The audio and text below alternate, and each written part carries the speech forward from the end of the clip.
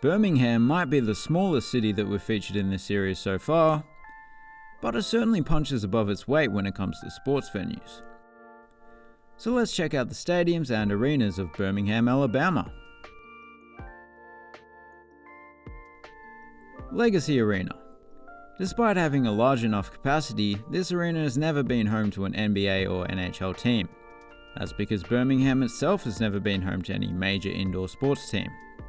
However, the arena has been put to good use by a college team and several minor league teams over the years. Currently it's the Birmingham Squadron who call this place home. They are the NBA G League affiliate of the New Orleans Pelicans. Rather than being on its last legs, this arena is in fact better than ever, as it was given a $125 million renovation 3 or 4 years back, which included a new exterior, new seats, and upgrades to existing interior spaces. It's looking fresh. The Pelicans G League team was based in Pennsylvania before moving here once the renovation was completed.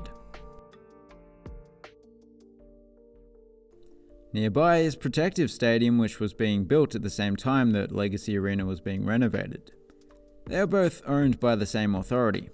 The design was partially inspired by the city's industrial heritage. There's plenty of red brick and a bit of black steel here and there. It also has plenty of functional amenities inside, such as the wraparound concourse that allows for unobstructed views of the field, whilst you're on your way to buy some shrimp and grits.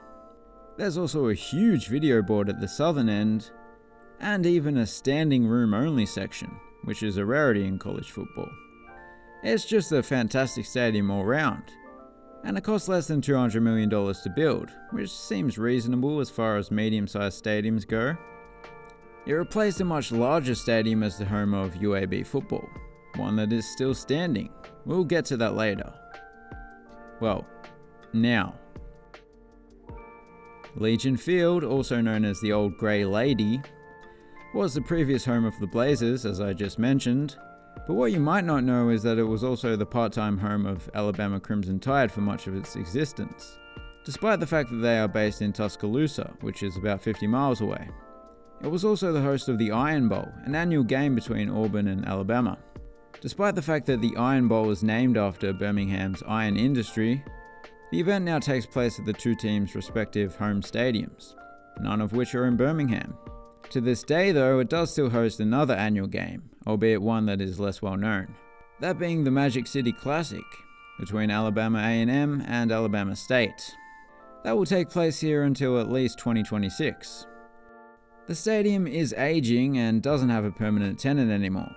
It is listed on the Alabama Register of Landmarks and Heritage, but I don't think that shields it from the wrecking ball. I guess we'll have to just wait and see what lies ahead. BTO Arena. The Blazers basketball teams moved out of Legacy Arena when this place opened in 1988. It's also home to the volleyball team. This arena is a much more appropriate venue in more ways than one. Firstly, it's situated on campus. Secondly, it has an all-brick exterior matching the other buildings on campus. Inside, it's done up in UAB colours, and it is a much more appropriately sized venue. They probably had to curtain off the top tier of Legacy Arena when they played there. The seating layout in here is a little unusual.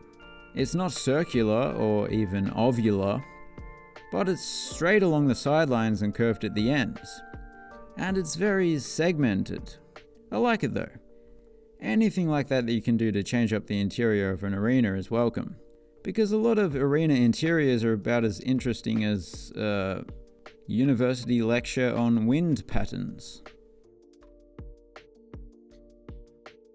Regions Field was built in order to bring minor league baseball back to Birmingham after a very long absence, although they weren't actually playing all that far away. We'll get to that soon. Regions Field might have a name that sounds like Legion Field, but it actually has a whole lot more in common with Protective Stadium, with its red brick and black steel exterior, which was also inspired by the heavy industry of Birmingham. One place they specifically drew inspiration from is the Sloss Furnaces, which is just a few miles away. I just love these rusty old industrial sites. In fact, this channel was almost going to be called The Wide World of Rusty Old Industrial Sites. but I decided that was too mainstream for me. Anyway, they do clearly make for a good muse for stadium architects, because this ballpark is marvelous. It also has the added benefit of reminding passers-by of which city they're in. Not enough stadiums do that. The Barons were playing over in Hoover, at Hoover Metropolitan Stadium, which is still technically in the Birmingham metropolitan area. They even still called themselves the Birmingham Barons while they played here. It was also the home of Michael Jordan, who played for the Barons during his brief baseball stint. He certainly attracted a large crowd every time he played, despite the fact that he wasn't all that good.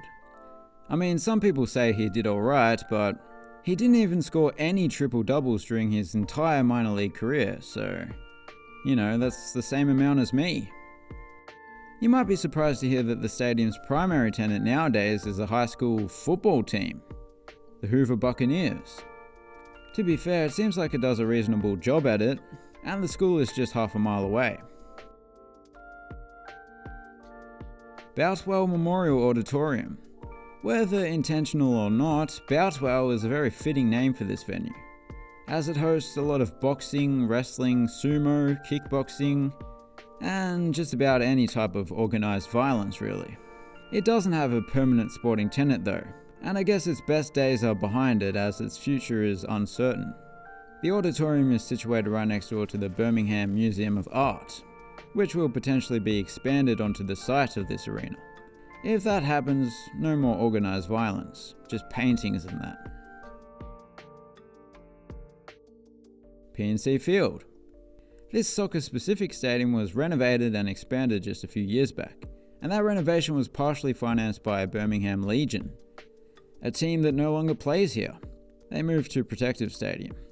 That's because they did play here for a few seasons and initially had plans to play here for much longer, but they terminated the lease early.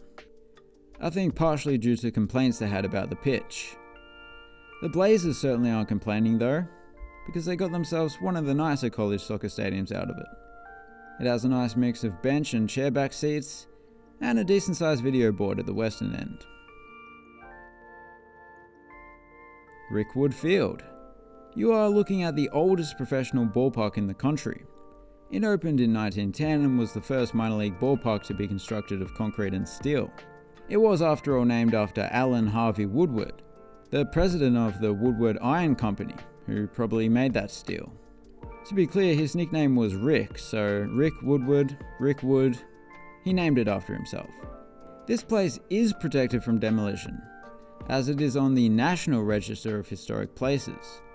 But there's also an organisation called Friends of Rickwood that works to restore the ballpark back to its former glory. They've even got vintage advertising up on the outfield wall, which is pretty cool. Rickwood Field is still an active ballpark. Not only does it host high school and college baseball, but the Barons play here at least once a year. It was their former home. And there's actually going to be a regular season MLB game held here this year, between the Cardinals and the Giants, which will be great to see. Bill Harris Arena is part of a greater sports complex called the Birmingham Crossplex, which is situated on the site of the former Alabama State Fairgrounds. The State Fair now takes place elsewhere in the city. Design-wise, this place is clean and simple both inside and out, except for when it hosts rodeos, then it gets quite dirty. As for its amenities, there's just a simple electronic scoreboard with some small screens up top. There's no premium seating or anything like that, but it's not home to any professional team, so you wouldn't really expect that anyway. A solid venue to end with. And those were the stadiums of Birmingham, Alabama. I suppose I should follow it up with a video on Birmingham, England. Will do. Thanks for watching, have a good one.